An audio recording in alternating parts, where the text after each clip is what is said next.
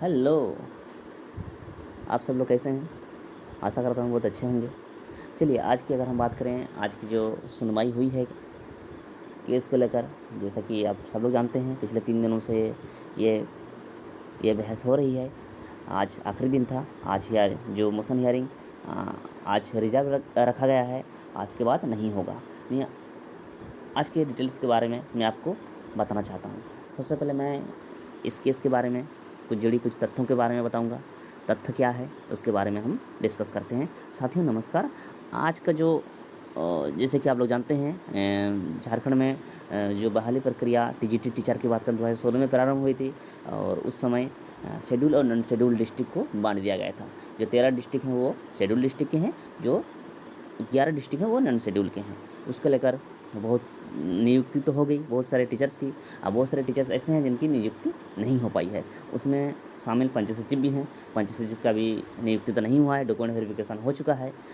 बहुत दिनों से, बहुत सालों से, कहना गलत नहीं होगा, हम लोग कोर्ट कचहरी के चक्कर में गुजर रहे हैं। तो आज की बहस की अगर बात करें, आज की बहस की सुनवाई की शुरुआत सोनी कुमार के वकील गोपाल शंकर ने की। उन्होंने कोर्ट को पूरे बहस के दौरान यह समझाने की कोशिश की कि जो शेड्यूल 5 में जो गवर्नर को इतना अधिकार नहीं है कि वो आर्टिकल 16 का हनन कर दें, और आर्टिकल 213 का हवाला दिया, साथ में कुछ जजमेंट का हवाला दिया जिसमें कि एरिया वाइज सीटों के रिजर्व करने के विरुद्ध में सुप्रीम कोर्ट ने जजमेंट दिया था। कुछ ये जो बात है, ये 213 का जो आर्टिकल 213 का हवाला दिया जा रहा है, ये आंध्र प्रदेश का मैटर है। अगर हम बात करें, इसमें कुछ एरिया को रिजर्व कर दिया गया था और उसी को इसमें ऐड किया गया है उनके जो वकील हैं उनके द्वारा। चलिए हम देखते हैं। उन्होंने कोर्ट को समझाने की कोशिश की कि यहाँ भी लागू होना चाहिए, वही बात यहाँ भी लागू होना चाहिए। उनका यह कहना है। बहस के अंत में उन्होंने कहा कि माय लॉर्ड, आप लगभग 3500 कुछ शिक्षकों को तो बचा ही रहे हैं। हम भी 219 हैं, हमें भी कंसिडर कर लिया जाए। हालांकि 219 वाली बात जज साहब को समझ में नहीं आया। उन्होंने उस 219 वाली बात पर सहमत भी नहीं हुए। ठीक है ना। इसके बाद हमारे धुरंधर जो अधिवक्ता हैं वेंकट रामन जी सर ने बहुत ही शुरुआत की। उन्होंने गोपाल शंकर और रंजीत कुमार जो सोनी कुमार के वकील थे, उनके द्वारा जितने सारे भी सवाल उठाए गए थे उसका जवाब दिया, और बताया कि चेबरुलू में कुछ सवालों का जवाब नहीं दिया गया था। जो चेबरुलू एक ये भी जजमेंट था, उस समय ये आंध्र प्रदेश का मैटर था, उसमें कुछ सवालों का जवाब नहीं दिया गया था, उसका भी जिक्र किया गया है। क्योंकि राज्यपाल को इस हद तक जरूर पावर है कि 309 के साथ काम करके अनुसूचित क्षेत्रों के लिए सकारात्मक कदम उठा सकें। इसी बीच कोर्ट में कपिल सिब्बल सर जो सीनियर अधिवक्ता हैं वो आ गए।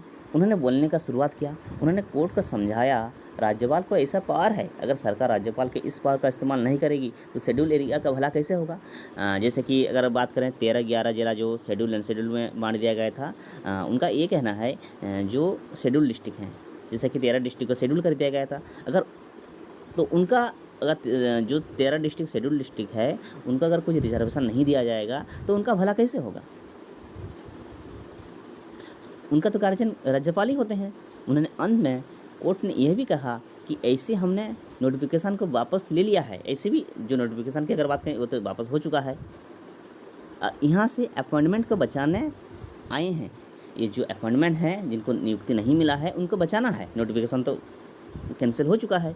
हमारा कंसर्न अपॉइंटमेंट के लिए है। इसके बाद सरकार के वकील सुनील कुमार ने, जो सरकारी वकील थे, जो सुनील कुमार थे, एक चार्ट के माध्यम से समझाने की कोशिश की कितनी बहालियाँ थी, कितने लोगों ने अप्लाई किया था, सारे डिटेल्स के बारे में बताएं, कितने लोग अपॉइंटमेंट हुए हैं और अभी कितने सीटें लंबित हैं। हालांकि चार्ट में कुछ कमियां रह गई थी।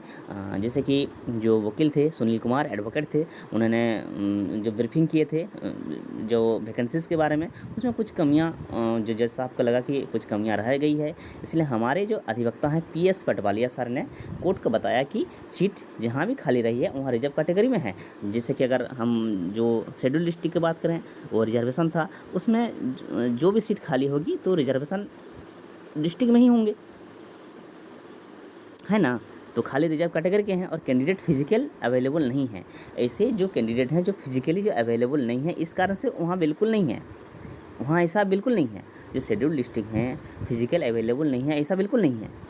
यह बस इस कारण से है कि कमीशन के द्वारा जो क्राइटेरिया सेट किया गया है, कमीशन के द्वारा यानी झारखंड स्टाफ सिलेक्शन कमीशन के द्वारा जो क्राइटेरिया सेट की गई है, इसको वो लोग क्वालिफाई नहीं कर पाए हैं।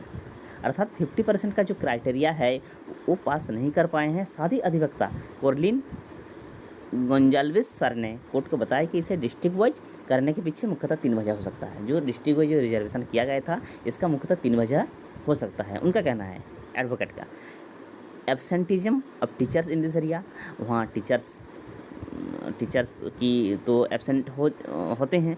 दूसरी बात है लोकल लैंग्वेज, जो लोकल लैंग्वेज की समस्या होती है, इसलिए रिजर्वेशन किया गया है। तीसरी बात है monitoring of teachers bye parents. इसके बाद अजीत कुमार सिन्हा ने बोलना चाहा, परंतु कोर्ट ने उन्हें ठीक 2 बजे के बाद, यानी उस समय लंच का टाइम हो गया था, इसलिए उनको बोला गया कि जब अजीत कुमार सिन्हा सर हैं, वो पंचायत सचिव के वकील हैं, एडवोकेट हैं, लंच के बाद उनका 10 मिनट का समय दिया जाएगा।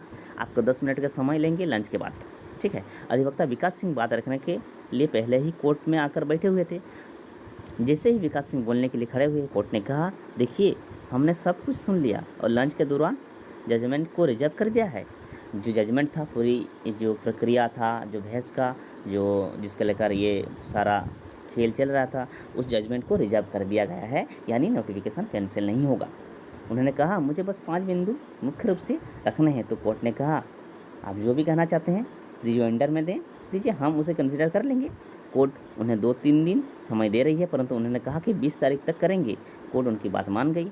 इसके बाद अजीत सिन्हा, जैसे कि मैंने बताया था, अजीत कुमार सिन्हा जो पीएस के एडवोकेट थे, पंचायत सचिव के, उनको बात रखने थे।